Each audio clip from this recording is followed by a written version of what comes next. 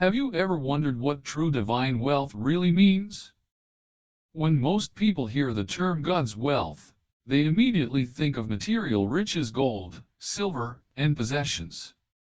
But if we look closely, the Bible paints a much richer, more profound picture of wealth that goes beyond earthly treasures. Divine wealth isn't just about the physical things we accumulate, it's about a deeper, spiritual abundance that fills our hearts, gives us inner peace, and aligns us with a higher purpose in life. At its core, God's wealth is a state of being. It's a peace that surpasses all understanding, a joy that doesn't fade with time, and a contentment that transcends circumstances. This is what divine wealth is truly about: living a life that's not ruled by material pursuits but by a sense of spiritual fulfillment and divine direction. It's about being rich in love, rich in peace, and rich in the knowledge that we are deeply connected to the Creator. But what is it that makes this wealth possible? It is God's protection. The Bible tells us that God is not only our Creator, but also our protector. This divine protection is not just a shield that guards us from physical harm, but a spiritual fortress that keeps us safe from the storms of life. God's protection covers us in a way that no earthly defense ever could. It guards our hearts and minds, shielding us from fear, anxiety, and the overwhelming pressures of life. In times of trouble, when we feel lost or vulnerable, it's easy to believe that we are alone, abandoned, or forsaken. Yet, God's protection reminds us that we are never truly alone. No matter the difficulties we face, whether it's financial hardship, personal loss, health struggles, or emotional pain, God is right there with us, offering His loving embrace and a safe place to rest. This protection is a reflection of His unconditional love, and it's available to all who trust in Him. God's love is not just a comforting concept, it is an active force in our lives. His love is always with us, providing the strength we need to persevere through adversity. It's a love that doesn't depend on our actions or our worthiness, but one that flows freely, always, no matter our flaws or mistakes. This love is a constant, ever-present reminder that no matter how hard life gets, we have a divine source of strength and protection that we can rely on. It's in this protection that we find true security that doesn't come from our bank accounts or worldly achievements, but from knowing that God is watching over us. This divine security helps us stand firm, even in the face of life's most difficult challenges.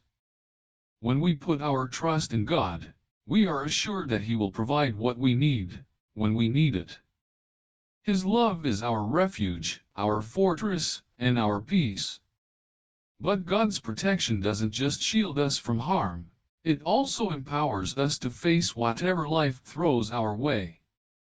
When we rely on His strength, we become resilient, unshakable, and able to endure hardships with grace and courage.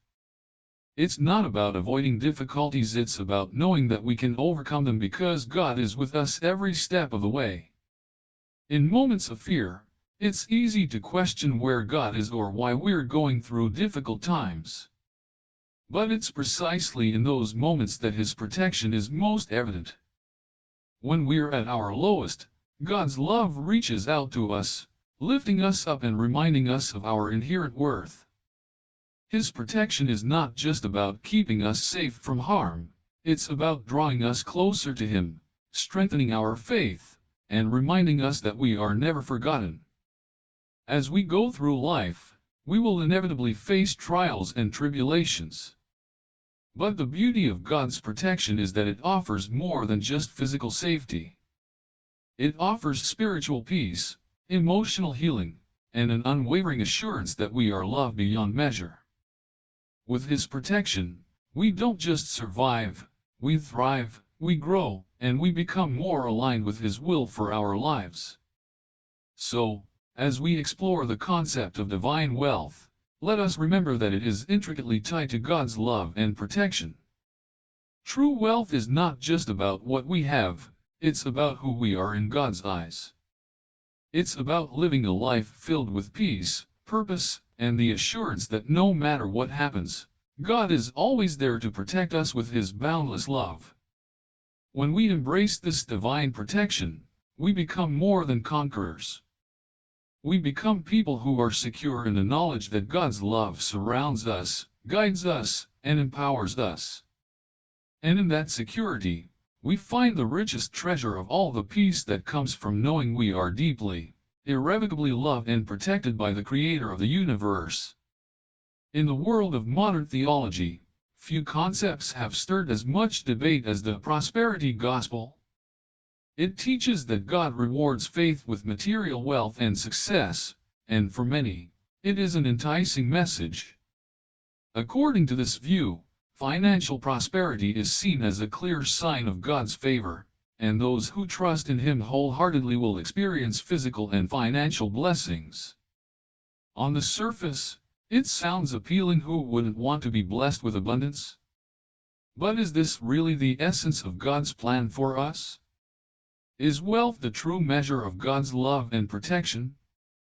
Before we dive deeper into this, let's first understand how the prosperity gospel is understood by its proponents.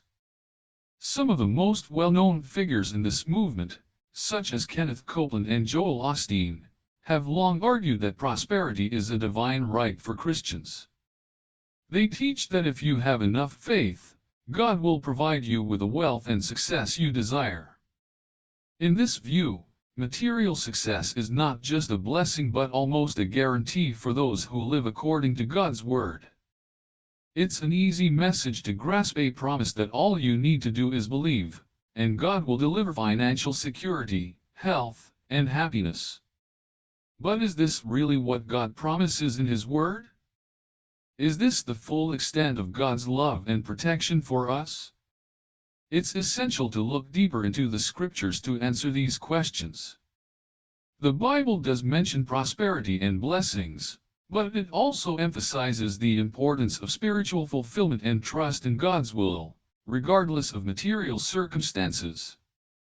This is where the prosperity gospel can sometimes veer away from the full truth of God's love. One of the major critiques of the prosperity gospel is that it distorts the nature of God's protection and love. While God does care about our physical well-being and provides for us, His primary focus is not on making us rich in worldly terms. The Bible makes it clear that material wealth is not a measure of God's favor or His love for us. Instead, God's love and protection are most profoundly revealed in the spiritual blessings He offers. These blessings are far more valuable than material riches. They include peace of mind, a deep sense of purpose, spiritual growth, and the knowledge that we are loved and protected by the Creator of the universe, regardless of our financial status. In fact, the Bible teaches us that God's love transcends wealth and that true prosperity is found in spiritual well-being. In Matthew 6:33, Jesus encourages us to seek first His kingdom and His righteousness, and all these things will be given to you as well. Notice that the focus is on seeking God's kingdom and His righteousness, not the pursuit of wealth. When we focus on aligning our lives with God's will, His love and protection are promised to us not as a reward for our material success, but as a reflection of His deep and unconditional love for His children. This brings us to an important distinction. God's protection isn't about shielding us from poverty or hardship. It's about providing us with the strength, wisdom, and faith to navigate through life's challenges. Yes, God can and does bless us with material resources, but that's not the ultimate sign of His protection or love. His love is seen in His presence with us during trials, His ability to bring peace in the midst of chaos, and His promise to never leave us or forsake us, no matter what we face. Critics of the prosperity gospel often point out that it can lead to disillusionment when people's expectations of financial success are not met. What happens when a believer is struggling financially, despite their faith? What happens when a loved one is battling illness, and the healing doesn't come as promised? It's in these moments that the prosperity gospel falls short, as it places too much emphasis on material outcomes rather than on spiritual resilience, trust in God, and the assurance of His love and protection. Many theologians argue that the Bible does not promise wealth in exchange for faith. Instead, it emphasizes the importance of spiritual richness, the kind of wealth that can be measured in dollars and cents. This wealth is characterized by joy, peace, patience, kindness, and other fruits of the Spirit that come from walking closely with God. The Apostle Paul, for instance, wrote in Philippians 4:11-12, "I have learned to be content whatever the circumstances. I know what it is to be in need, and I know what it is to have plenty." This passage highlights that contentment and peace come not from material abundance, but from trusting in God's provision and His love, regardless of external circumstances. God's protection is not about shielding us from hardship, but about empowering us to face whatever comes our way with faith and courage. In the Bible, we see examples of people who were incredibly faithful, like Job, who experienced immense suffering, and yet, their faith was not a measure of their wealth or success. Instead, it was their unwavering trust in God's goodness, even in the face of trials, that demonstrated the depth of His love and protection. God's love is often most clearly seen in how He sustains us through our toughest moments, reminding us that His presence is more important than anything money can buy. So, while the prosperity gospel may offer a tempting vision of what it means to be blessed, it falls short of fully capturing the nature of God's love and protection. True prosperity, according to the Bible, is found not in material wealth, but in the deep, spiritual riches that come from knowing we are loved, protected, and provided for by God, whether we are wealthy or not. His protection is not conditional upon our financial success, but unconditional, given to us as a gift of His love. In conclusion, we must be cautious of any gospel that promises material prosperity as the primary indicator of God's favor.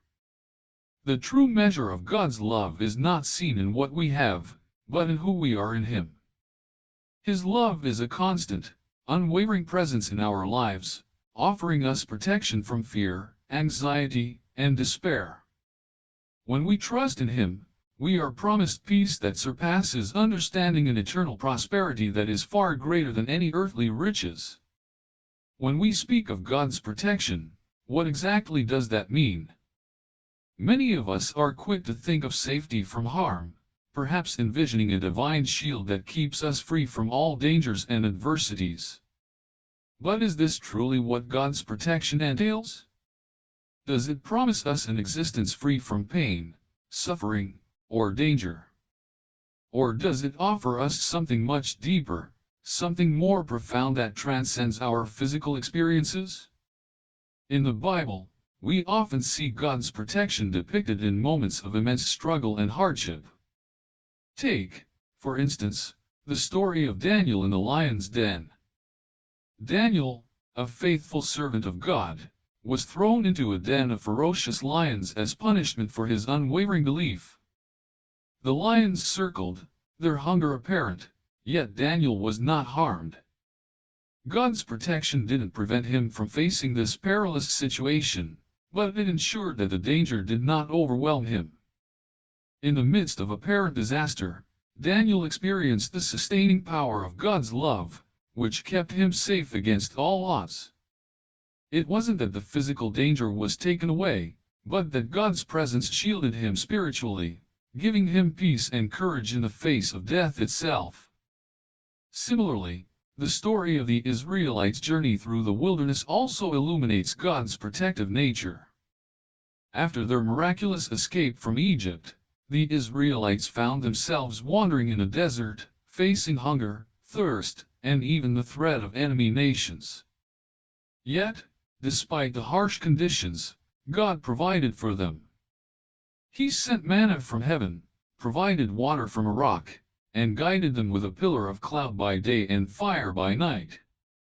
The Israelites were not spared from the challenges of their journey, but God's protection was evident in His provision and guidance.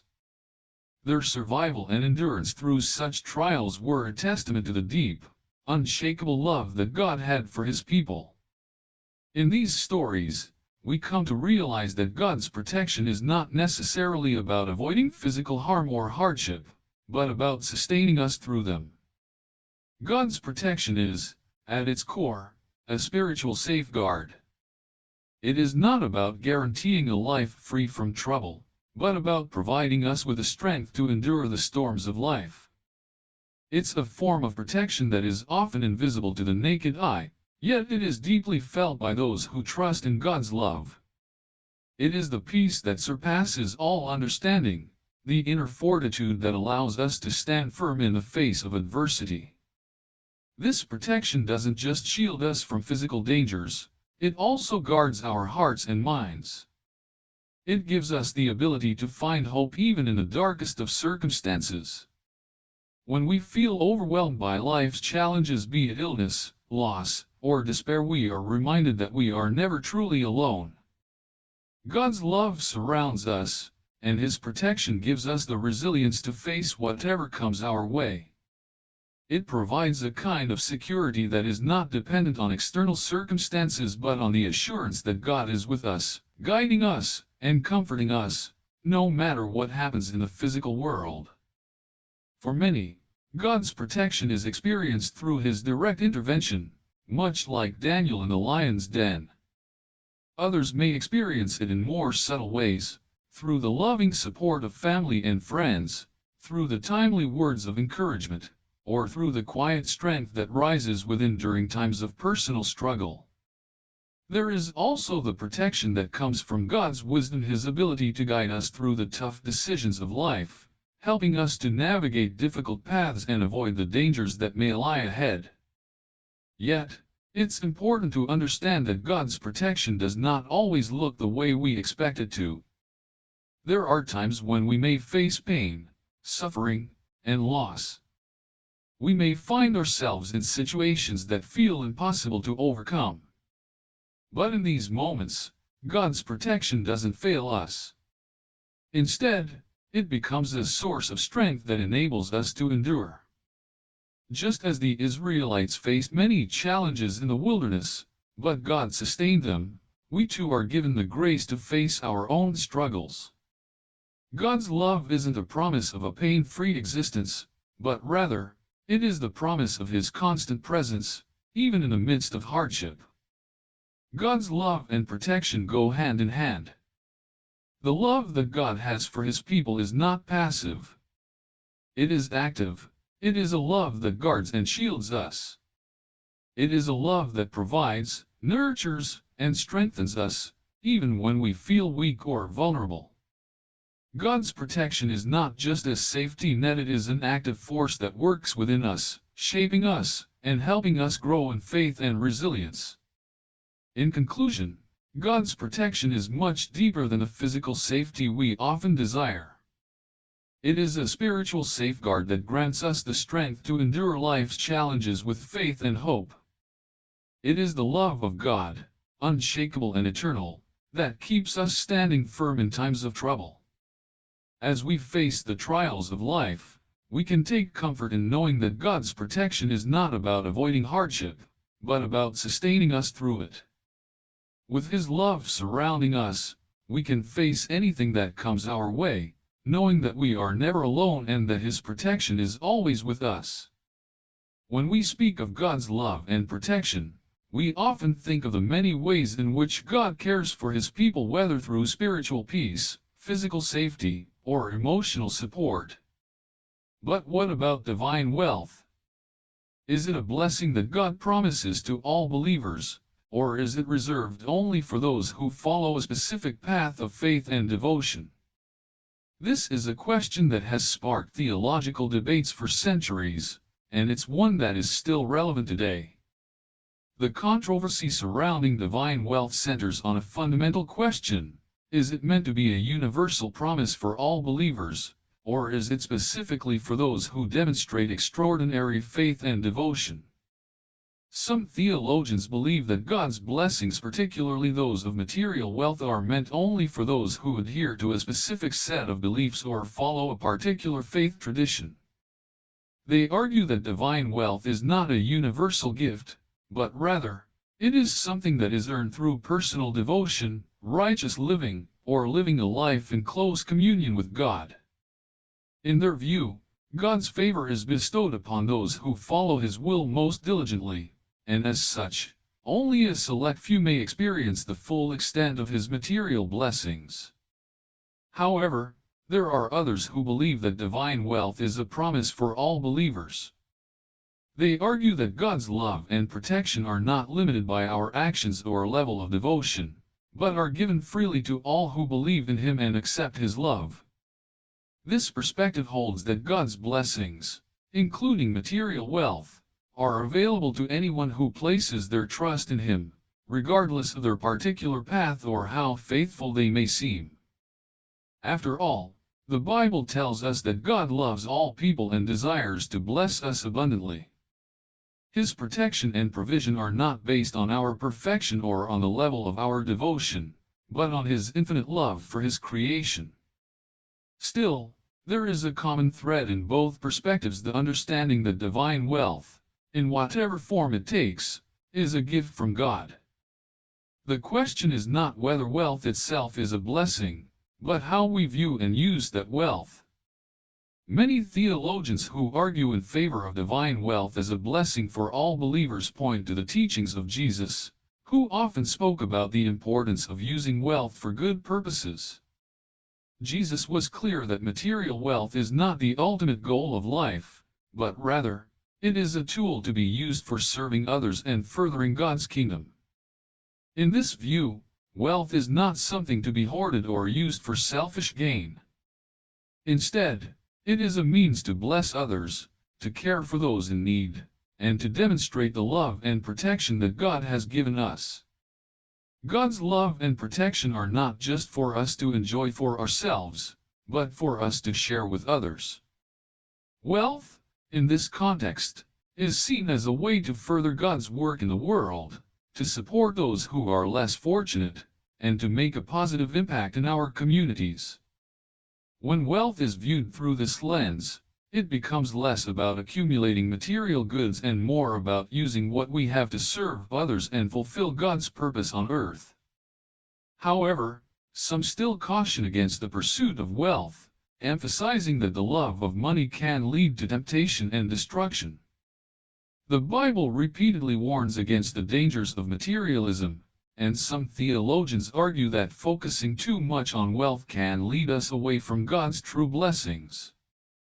They point out that Jesus Himself warned about the danger of wealth becoming an idol, something that distracts us from God and takes precedence over our relationship with Him. In this view, the pursuit of wealth can be spiritually dangerous, as it may cause us to lose sight of the true source of our blessings, God's love and protection. In this context, God's protection takes on a different role.